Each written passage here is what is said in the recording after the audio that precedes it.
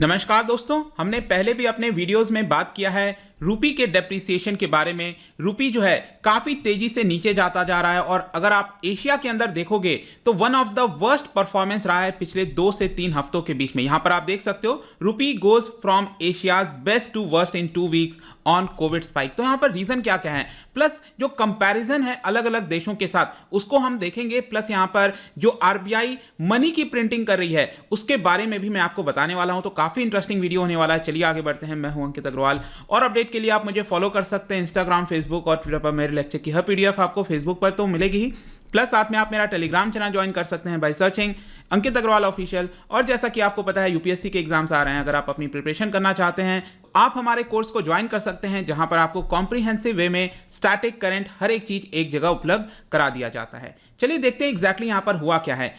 Indian rupee पिछले quarter में अगर आप देखोगे, मतलब कि जो जनवरी से लेकर मार्च का जो क्वार्टर था उसमें हम काफ़ी अच्छा परफॉर्मेंस किए थे। मतलब कि बाकी एशियन देशों के अगर आप कंपैरिजन में सभी के साथ देखिए तो रूपी अच्छा किया था परफॉर्मेंस, मतलब कि एप्रिसिएट हुआ था डॉलर के मुकाबले। लेकिन अभी जो पिछला 2-3 हफ्ता गया है उसमें यहां पर हमारा वर्स्ट परफॉर्मेंस रहा है। मैं ऐसा क्यों बोल रहा हूं, क्योंकि पिछले 8 महीने में आप देख सकते हो कि जो 75 का लेवल था $1 इक्वल्स टू 75, उसको भी हमने क्रॉस कर दिया है। यहां पर आप देख सकते हो अच्छे से 2017 से इस मैप में दिखाया गया है कि हम पहले 60-65 के करीब हुआ करते थे, लेकिन धीरे धीरे आप देखिए 2020 में हम सबसे नीचे आ गए थे, करीब 77 के आसपास ये पहुंच गया था आंकड़ा।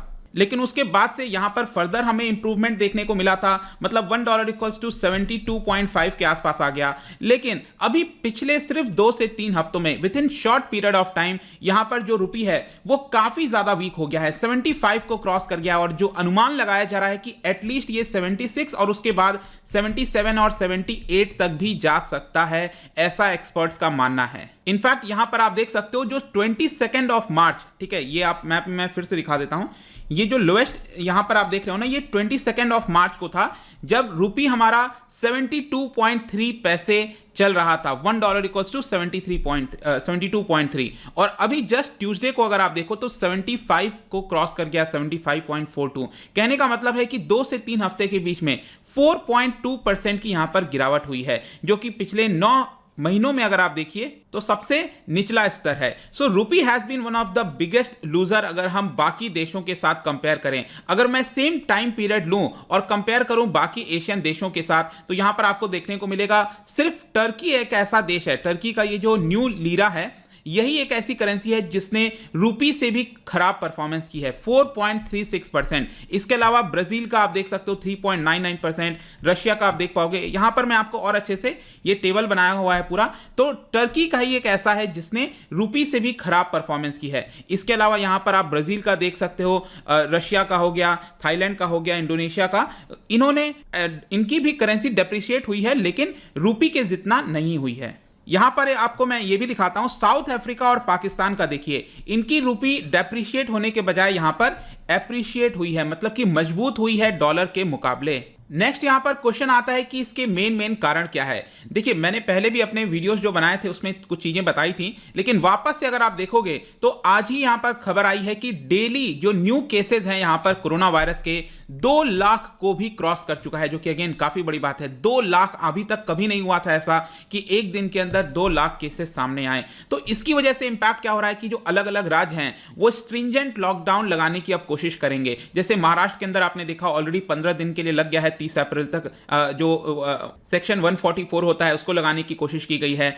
इसके अलावा अभी जस्ट खबर आई है दिल्ली से भी आप देखिए नाइट कर्फ्यू लगाया जा रहा है। तो इसकी वजह से क्या होगा कि 2020-21 में जो हमारी इकोनॉमी ऑलरेडी बहुत खराब परफॉर्मेंस की थी, -7 -8% के आसपास ग्रोथ रहने का अनुसार है, तो यहां पर जो एक्सपेक्टेशन था कि हम काफी तेजी से ग्रो कर जाएंगे इस वर्ष, वो शायद अब थोड़ा धीमा हो जाएगा अगर इसी तरह से लॉकडाउन लगता रहा तो।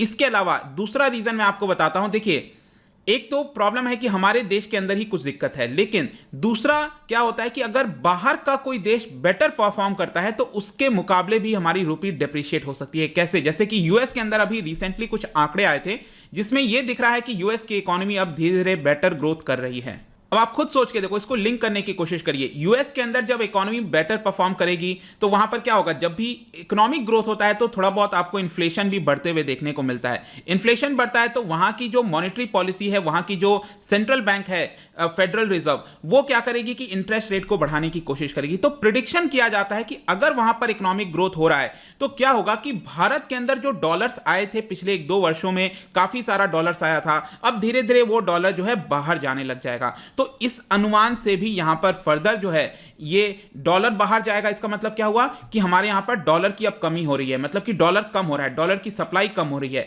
और इसके कंपैरेटिवली अगर आप देखोगे तो रूपी अपने आप में ज्यादा हो गया। तो जब भी किसी चीज की क्वांटिटी ज्यादा हो जाती है तो उसकी वैल्यू गिर जाती है। तो यहां पर रूपी की वैल्यू इस वजह से भी गिर रही है क्योंकि रिसेंट कुछ आंकड़े आए हैं यूएस के अंदर जिसमें बेटर ग्रोथ के परफॉर्मेंस बताए जा रहे हैं। नेक्स्ट अब मैं आता हूं प्रिंटिंग मनी को लेकर। देखो, इस मैंने अपने पिछले एक वीडियो बनाया था जहां पर GSAP की हमने बात की थी। ये बहुत इंपॉर्टेंट वीडियो है। अगर आपको बेसिक्स वगैरह कुछ भी नहीं पता तो आई रिकमेंड कि आप ये वीडियो जरूर देखो, आपको हर एक चीज एकदम क्रिस्टल क्लियर हो जाएगा। तो बेसिकली अभी जो क्या हुआ था, लास्ट अभी हमारा बाई मंथली पॉलिसी आया था, उसमें आरबीआई ने अनाउंस किया था GSAP के बारे में, that is government securities acquisition program के बारे में, जिसके तहत इस क्वार्टर में, ये जो अप्रैल मई जून का क्वार्टर है, 1 लाख करोड़ के जो बॉन्ड्स हैं उसको मार्केट से परचेज किया जाएगा। जिसमें अभी के लिए यहां पर आरबीआई ने बोला है कि 15 अप्रैल को, आज ही, अब मेरे ख्याल से ये कंप्लीट भी हो गया होगा, 25,000 के बॉन्ड जो हैं वो अभी के लिए आरबीआई मार्केट से परचेज करेगी। इसका मतलब क्या हुआ,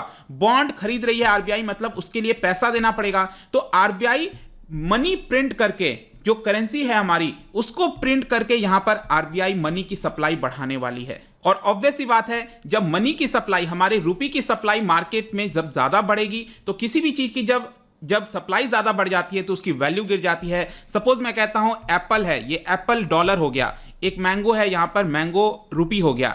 तो मैंगो की क्वांटिटीज अब मार्केट में बहुत ज्यादा हो जाएगी तो ऑटोमेटिकली मैंगो क्या होगा, उसके प्राइस फॉलो जाएंगे। उसी प्रकार से जो रुपी है उसका डेप्रिसिएशन हमें देखने को मिल रहा है। लेकिन अगर आप थोड़ा बहुत इकोनॉमिक्स में सोचते हो कि इसका इंपैक्ट क्या होगा, फिर उसका इंपैक्ट क्या होगा, तो यहां पर आपके मन में एक क्वेश्चन आना चाहिए।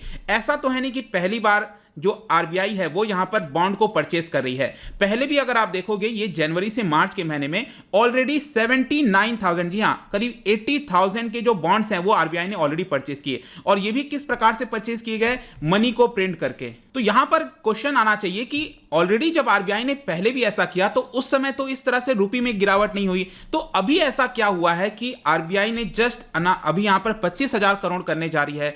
तो यहां पर ऐसा क्या हो गया कि जिसकी वजह से अचानक से रुपये में हमें फॉल देखने को मिल रहा है। तो इसका आंसर है आरबीआई के स्टेटमेंट में। इसीलिए जब भी आप देखोगे ना तो आरबीआई क्या बोलता है उसके हर एक वर्ड के ऊपर ध्यान दिया जाता है, उसके शब्द पर ध्यान दिया जाता है। यहां पर आरबीआई ने क्लियरली अपने स्टेटमेंट में बोला अभी रिसेंटली कि वो मार्केट के अंदर जो बॉन्ड यील्ड है, उसका जो बॉन्ड यील्ड होता है उसको यहां पर लो रखेगी। बॉन्ड यील्ड लो रखने का सिंपल अर्थ यह है कि आपको पता है सरकार यहां पर 12 लाख करोड़ रुपए बोरो करने वाली है इस साल।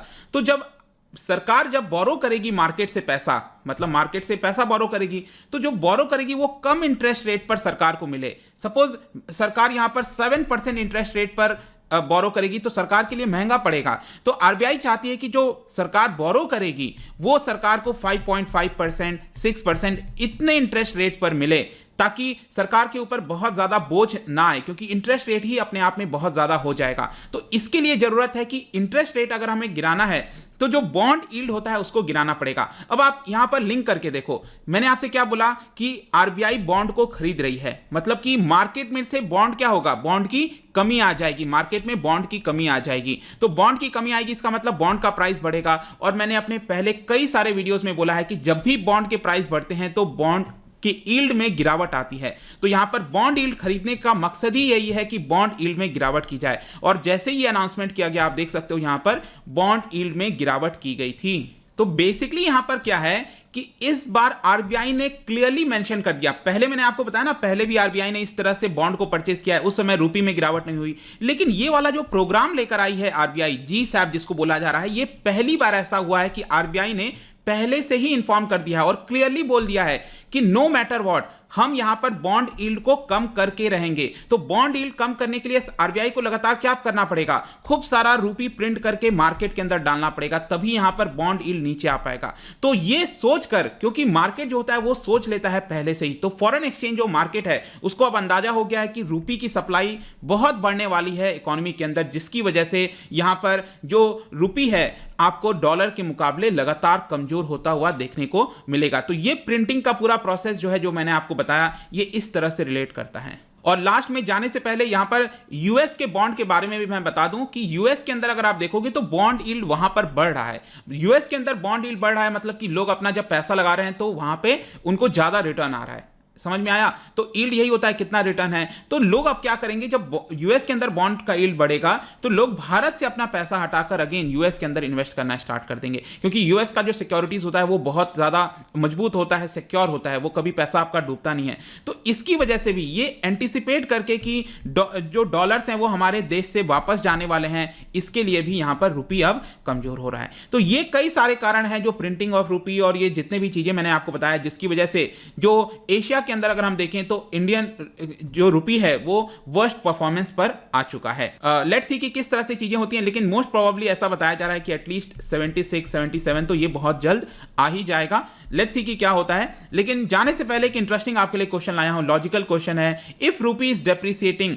अगर रुपी बहुत तेजी स्पीड से डेप्रिशिएट हो रहा है तो उस केस में आरबीआई मोस्ट प्रोबेबली क्या करेगी? 4 ऑप्शन है। इसका जो राइट आंसर आपको पता ही है, मेरे इंस्टाग्राम पर तो मिलेगा ही, अगर आप इंस्टा पे नहीं हो कोई बात नहीं, टेलीग्राम पर आप इसका राइट आंसर ले सकते हैं विथ राइट एक्सप्लेनेशन। मैं कई सारे एमसीक्यूज यहां पर डालता रहता हूं स्टोरीज के फॉर्म में, आप जाकर प्ले कर सकते हो। अगर आप मुझसे इकोनॉमी पढ़ना चाहते हैं, कोई भी कोर्स परचेस करना चाहते हैं, स्टडी IQ ऐप पर जा सकते हैं। आई होप कि वीडियो आपको पसंद आया होगा। मिलता हूं आपसे next time. Till then, thank you very much, see you soon.